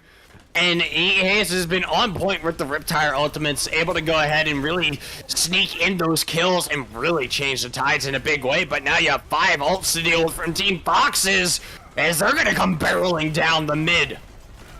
You take out Wasabi, you don't have that Baptiste to give the heals to the TNT of the Reinhardt. Here's the barrage, Justice from above takes out TNT. And the Slipstream, they will be holding, winning that team fight, pushing at 40%. Not how I thought that was going to go, but still, good on Team Foxes for holding the ults. They realized that maybe that wasn't the best opportunity to go ahead and utilize them, as they're going to be pushing in here. They do have that Blizzard coming in here, and they're all grouped together. It is a beautiful time to maybe go ahead and use that. Don't want to get eaten, and it doesn't. It doesn't get eaten by the Diva. Diva Bomb over Tom is fine. Misty Catalyst capitalizes on the Blizzard. TNT rolling in, takes out Snurk, and they should be able to flip this one. Unless Atomic Devil has another insane Riptire. Nope, they're going to be able to flip it. 70% looking at last team fight. Yeah, and it is fairly even going into this. Is still anybody's match. It really comes down to the wire here in map 5. Team Fox is fighting to hold on. And you have Deadeye, you have Hammer Down, Timer's on their side, but you still have to deal with that Riptire from Atomic Devil. You do not want to go ahead and you lose your Hammer Down like that. You lose it, it gets blocked, a beautiful block coming out from Gofen, and the tire gets 2 this time. Immediate flip, you're in control, and it's a last team fight on the other side. Not what you want to see out of Team Foxes, but they have one more opportunity here, maybe 2 if they're lucky. Maybe 2, here's the high new, here's the barrage from high, no one in the sky. Lightning gamers, do not look up at all. Occasion Wise Guy finds a triple and brings him back. We're going to a map 6.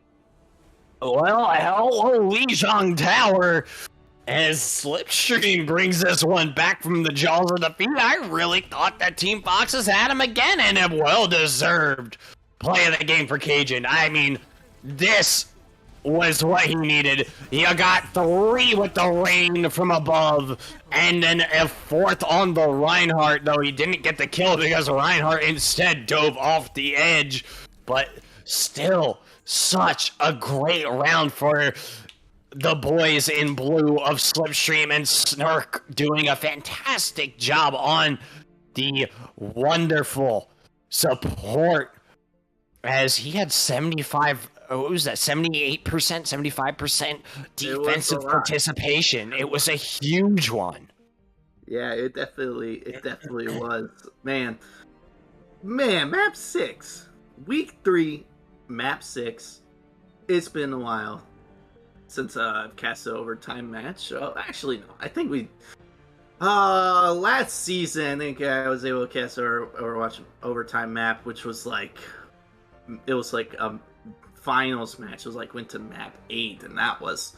I would say lightning. I was very tired after that, and got some water here to make sure my throat stays healthy-ish. But it's been an exciting one, though. Slipstream and Team Foxes, I mean, they're both undefeated going into this week 3, this third match. Both of them trying to stay undefeated, which can really make a difference if you win your early matches, because it's a lot easier to secure a place in the playoffs if you already can qualify after like week 4, week 5, instead of picking up some early losses and then you have to win those later matches and it's just struggle. We are going to get a pause here in just a moment, so we will get that pause and let those teams kind of regroup, talk about some things in this very close match, and going into the overtime map of Xiuna Tower. Now, if we look back at the track record, Lightning, the 2 maps that Slipstream have won are control style maps. Is that a coincidence? I don't think so. I think that Slipstream really hunkers down and knows what to do on those control maps, and I find that may be their bread and butter to go ahead and just really capitalize on the control maps, because you don't have here's a point, we're done, you know, or push cart, we're done.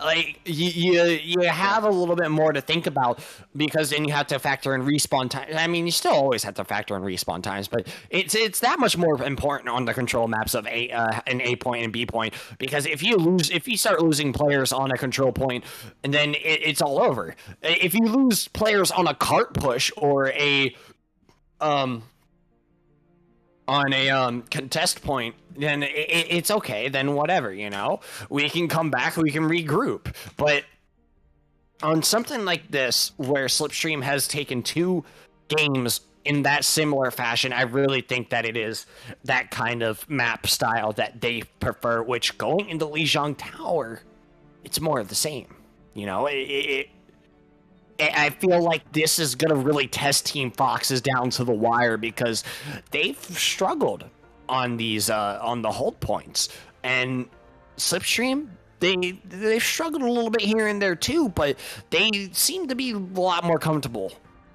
Yeah, it seems like they are a lot more comfortable here in the long run. Definitely in this best of 5 series, it is a marathon, not a sprint. And this one's definitely shown why. Going all the way to a map 6. That's right, overtime map, Xiuna Tower. We will have a winner here, Lightning. Since it is control, you can't draw a control map, which at least we will be finished after this one, and it will be wrapping up the last games of week 3. Then we'll be hopefully bringing you some more action of week 4 next week. A regular time we usually stream here on YouTube is 8:30 p.m. EST, and that is on Friday. If you are not subbed yet, make sure you hit that sub button to subscribe to our channel. We're trying to get to 100 subs, so we have some awesome custom URLs, and also hit that bell icon, because then you can get notified when we go live. Anytime we have some other matches on our non-regular scheduled days, like this one here on Sunday at 8 p.m., which has been going for nearly 2 hours. Yeah, it's been a fun night. I'm really excited that this is the one that I came back to cast, you know, that this is my first one of this season, and we're already in game 6, you know, or match 6. And yeah, I couldn't have asked for a better night, man. You know, you come back after how many weeks it was. I think it was almost 5 weeks, or a little bit longer than that we've been off on break, and you know, for me a little bit longer, because now I'm coming back in week 3 of the UGC season 18. So it's been a little bit, but you know, I'm really happy this is where I came back on, and you know, you really couldn't ask for more from these 2 teams, Team Foxes and Slipstream. You know, if you guys happen to be in the chat, thank you so much, because you guys have been an absolute blast to watch and cast. Yeah, I see a little bit of support from some of you, and I see Adam Smasher, fellow co-caster here at UGC League, watching along and cheering both teams on us on. So thank you, Adam, for stopping by and supporting us. It is awesome. And yeah, Lightning, you've been busy though. I've heard you've been pretty busy with some wedding plans. Is that right? Yeah, so my whole thing right now is that I've started a game show called Cast This, which is improv casting. Yes. So I pulled in a couple guys. I had Hail Monkey Man, Big Ol's Pet, and the Alligator, which two of those names I am sure you know that you've run into them before. So, it was a really good night. It was really fun. I had a great time. And I'm really excited to see where it goes. It's been received so well going into that first night. And I know it kind of sucked that I had to keep pushing it back, but I'm really happy with how it turned out. Yeah, I'm really excited. I know I'm in part of that, so I don't know. Maybe I can come on one of your times. The game shows looks really fun, sounds really fun, but yeah, it's been busy, but it's happy to have you back. It's happy to be back here, Castle UGC. Had that break between season 17, season 18. Now we are full stride with season 18 in week 3. Covering this is a really exciting match between Team Foxes versus Slipstream in the beginner division. Both teams undefeated 2-0. Only one can come out still undefeated going into week 4. Who will it be? Team Foxes or Slipstream? We're getting into Lijiang Tower. I wouldn't be surprised if we see it fair coming out here, and it's actually from Misty Catalyst and not Atomic Devil. Yeah, and man, it's going to be interesting because that Symmetra teleport onto the point buys you so much time. And it can really help you, but with the Pharah on the field, all it takes is a few rockets through that window to go ahead and shake up the balance. And, the comp is a little bit more aggressive out of Team Foxes coming into this point. You have the regular kind of standard brawl comp from Slipstream, so it's going to be interesting to see what they're able to do here. But you definitely don't want to see Cap diving in there almost immediately. No, you don't want to get pinned or poked out or slept from debug. But that did not happen. Just going to be rolling through, causing more disruption, slamming down. Lots of spam coming in from Misty Catalyst. But point firmly in control here.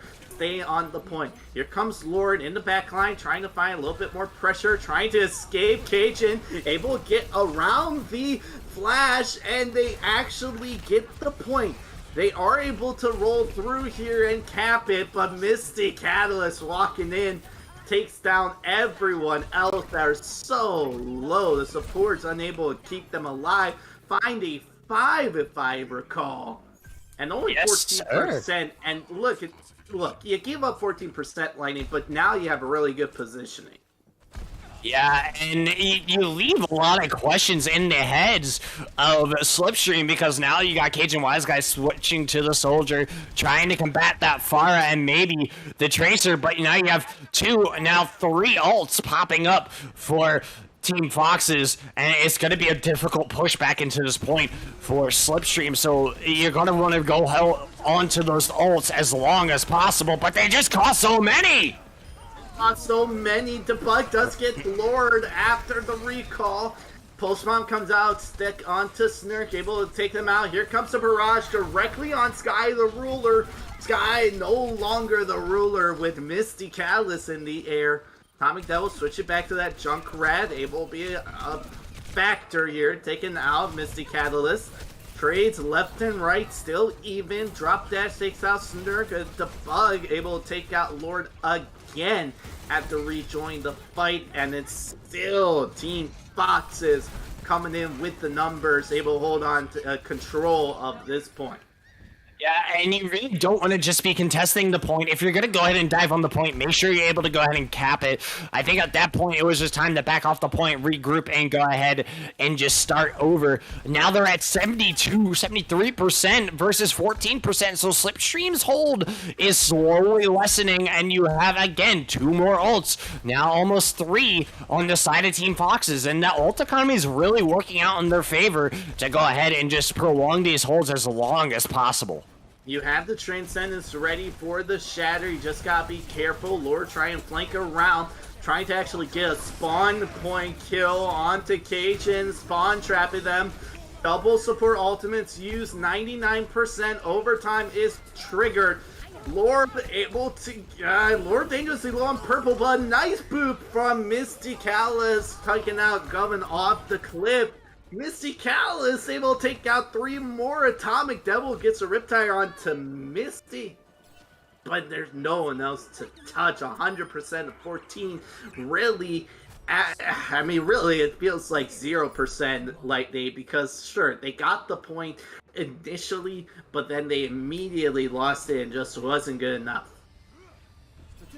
Yeah, no, it definitely wasn't, and Slipstream kind of left baffled there because this was a different kind of look out of Team Fox's on the control point. Now, I think, if I recall correctly, they did cap the first time on the last control point on Oasis, but they weren't able to go ahead and hold the second or third, but a little bit of an interesting development. Lords on Symmetra and Mystic Calist is taking a page from Atomic Devil, and he's playing the Junkrat. Yeah, you're taking a page from Atomic Devil, but on the map that it's very favoring Junkrat picks, Atomic Devil is not playing the Junkrat. I am shocked. Out of all the maps on Lijiang Tower here, I would think you would see Atomic Devil on Junkrat. We don't see that. They get taken out. Lotus gets a boop kill onto Cajun. Wise Guy was very low, and the pressure comes in from Team Foxes, pushing everyone back. Getting the team kills secured. Atomic Devil still now on this Junkrat. Maybe they're gonna be switching here, and there it is. Okay, I was really shocked, Lightning, with that pick. Yeah, no, I was as well. I'm not sure why Atomic Devil started off on the Sombra. Again, all for diversity, all for the fun of the thing, but you can't. TNT has the hammer down, gets the bug. He was way around the corner, and TNT able to take out 3. Man, oh man. You're gonna be traded here. You should be able to hold this a little bit, or at least regroup back on point. Yeah, you just fall back if your Team Foxes, regroup with your team. You lost 3, but you're able to hold. As here comes Slipstream, they're pushing down the line, and they are looking very aggressive, but Team Fox is able to regroup in time. Based on the poll right now, Team Fox is favored to win here in this last map of Lijiang Tower. Many of you fans here, can they hold on to it? 55% built up as Lord finds a double kill. They got the ultimates in their economy, Lightning. This one could be over right now. It really could. 65% to 0. What's TNT doing? TNT is baiting them. That's what he's doing. He's going up there and being like, hello, come on, bring it on. I'm ready. I got my Earth Shatter. What do you got? You got nothing. You have a Graviton Flux and an Amplification Matrix. I'm not afraid. There's a Shatter. It gets no value. Instead, they find their life gone. Misty Catalyst, the same thing. Here comes the attack coming in. They're up 3. They force the beat out from Lotus, who's trying to hold on, stall this at 99. A team fight lost. This isn't the first time Lightning I've seen Lotus do this. They lose the team fight, but they still commit the beat. Now they don't have it going into this next fight. He was able to go ahead and get the clock to 99% before finally being killed by Atomic Devil. But like you said, that beat drop is questionable. You really don't have to go ahead and commit it after the team fight's already over. Just hold on to it. You don't have to use your ult as soon as you get it. It's not one of those things that, oh, I have it, it's going to go away. It's there, and it's there until you use it. Mysticalis gets an ultimate kill. Here comes Mirage Cajun right in the middle of it. Atomic Devil's tire. Eats up the Immortality Field. TNT takes out Snurk, but Atomic Devil evens it up. 4v4 taking out Lotus. And I don't know if they can actually walk in here. They're just waiting out. Drop Dash does have the Flux, but Govin takes out both Misty and Wasabi. Dropping the beat, keeping everyone healthy with that Flux. Defense ultimate used perfectly timed to keep everyone alive. 56%, and Govin stepping up by a double kill. And they have been showstopper. They're trying to push this to the map 3 of Legion. I think it's time for a character change. You have to go ahead and change it up here. I don't think they have enough healing on the side of Team Foxes to really go ahead and get it done. There's a 4-drop from the Guthix Flux. It's a big one, actually. Slamming down there, able to give them a little bit more time. Atomic Devil finds a kill. Cajun able to take out TNT during the Earthshare animation. That is huge plays coming out from Cajun Wise Guy. Cajun on this bear has been getting it done. Here comes the Riptide from Misty coming from spawn around the town, around the corner, takes out Atomic. Now the Shadow from Sky, the Ruler, able to slam 3 on the ground. Able to take out 1 lure overtime. Is Trigger Cajun. Wide Guy with the barrage. Cajun is popping off with this Pharaoh pick. And we're going to the last map of Legion Tower. Lightning can't be any closer than this. It really can't. Is it scripted? Maybe. Is it happening? Yes. It is 100% happening, as we're going to go on to the final round of the final map. And you really don't get to see better matches than this, no matter what league you're in. If it's rookie, premier, beginner, master, I don't care. It doesn't get better than this. And I don't care if people are in the chat like, oh, I've seen better gameplay. Shut up. It's no better than this. It can't be more exciting than this with a overtime map 6, last map, Legion Tower control. Cajun Wise Guy bringing out the Torbjorn into Mysticalis with the TP. They're going to be TP right onto the straight up point. Mysticalis with the Pharaoh. Lore gets slept actually. Nicely. Just pause them for a moment. Lots of spam damage coming in from this Pharaoh Mysticalis. You gotta be careful. Mysticalis, bang, finds one, takes out the bug. And Sky the Ruler taken out. This is what happened with the 14%. It was skipping up, and then they just roll right in. But there's not going to be any 14% here. Lightning very convincingly walking into this point. They don't want to give up any time, but they did the same thing on the last map where they came in. They really did a fantastic job, held it all the way to like 99% on 0, and then they just gave it up from there. So it's going to be interesting to see what they're able to go ahead and do, as maybe they are able to hold it this time around, but they don't want to give Slipstream any kind of momentum going forward into this map. Mysticalis being the main DPS star so far in this map, taking out Cajun Wise Guy. One gone. Lore takes out Sky the Ruler. You really could use a Wrecking Ball here instead of the Winston Diva. The Wrecking Ball can survive longer and disrupt people more, like, just easier, but they don't have that, it looks like. No, they don't, and they're just being pushed back into that hallway. They're trying to find a way down, but no matter where they're going, they're just being barraged with rockets.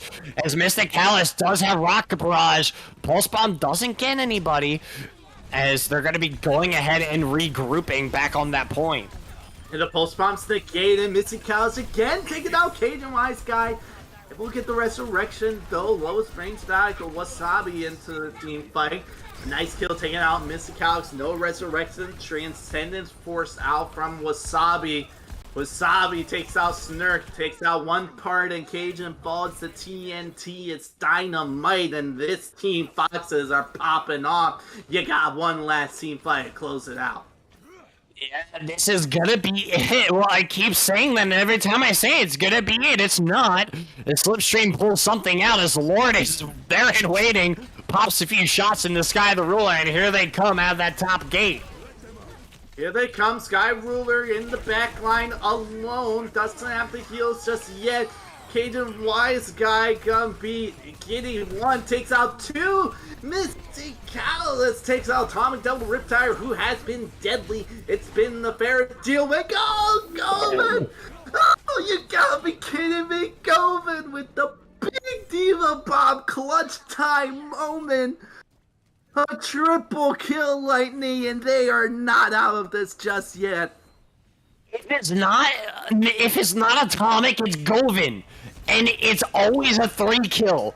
I don't know what it is with these two, but it's always a 3-drop. And Mysticalix has yet to been able to go ahead and use that Rocket Barrage.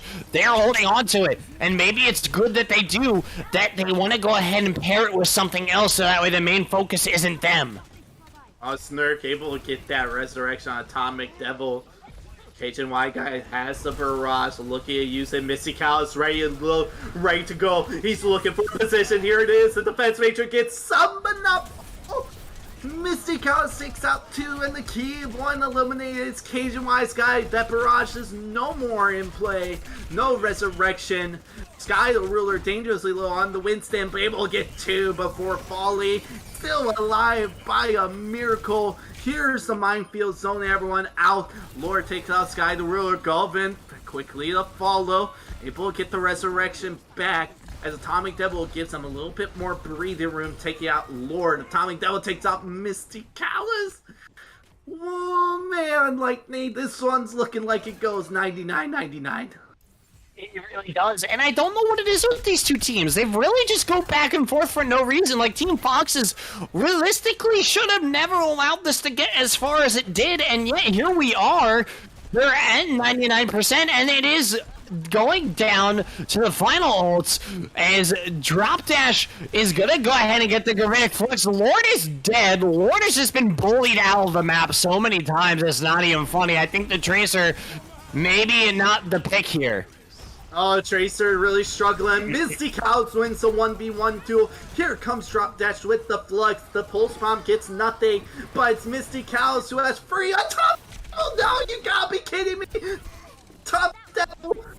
Why is it happening? Riptire elimination. The Baby Dio takes out Wasabi, has a fresh mate. It's a tank, and Cajun Wise Guy sniping in. Congratulations! This is unbelievable! It's Slipstream! Rocking it with the overtime win! Atomic Devil! Man, it's gotta be the play of the game. Here it is, we're getting the replay straight to you. Here it is, right at the end, in the corner, no one's looking, pop! Boom! 1, 2, 3 on the board. Clutch moment, and we know what happens right after that. My Slipstream coming in. What a way to finish a series.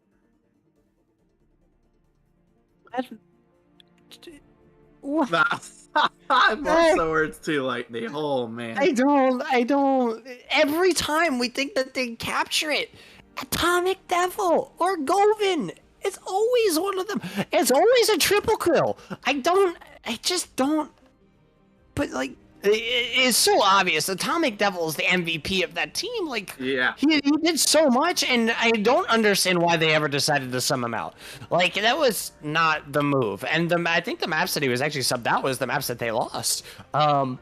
So, I mean, that's obviously where the disconnect was, that they just didn't have Atomic Devil on the Junkrat. And if it wasn't him, then it definitely would have been Mysticalix on Team Foxes if they had won. But you really don't get to see 99%, 1-1 on an overtime map in week 3 very often. So I'm just so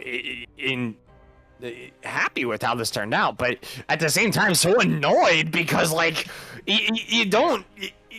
You change the script like that so suddenly you throw everything for a loop, but like such great action out of these guys. So congratulations to Slipstream for being able to win this and stay undefeated. But like Team Foxes really shouldn't be disheartened by this at all. Like that, it was just a great match, and it really could have gone either way.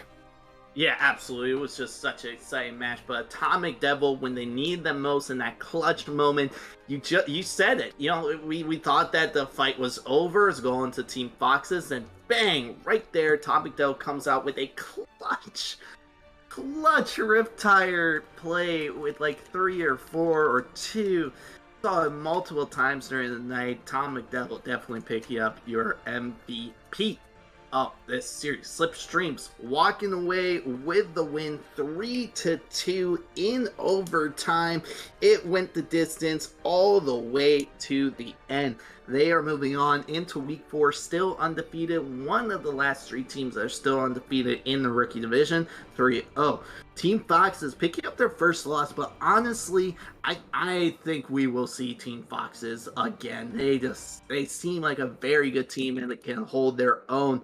They took it all the way to the end. Slipstream, man, yep, that's my reaction, Lightning, after this match. That's it. It's just I completely agree. There's no other reaction than that. God, like, yes, like you said in chat, there's no sleeping tonight. I'm all hype. I'm gonna be up for hours now because like I don't know what to do with myself now. I want to see more. Like, bring him back. Xiuna, bring him back. I want to see more. Bring it back. Bring it back. Unfortunately, that is all that we have for you guys tonight. But make sure you hit that subscribe button for YouTube. Hit that bell icon so you get notified when we go live. You can or will be able to relive this match, Lightning.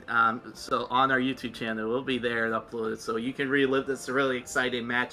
I know I'm going to take a look back later. But that wraps it up for week 3. We'll be bringing you more UGC League Season 18 Overwatch action this upcoming week on Friday. Regular schedule game 8:30, as long as we get one and teams are available. But that wraps it up here for us, Lightning. Pleasure having you back in the booth. Where can I find you on the social medias?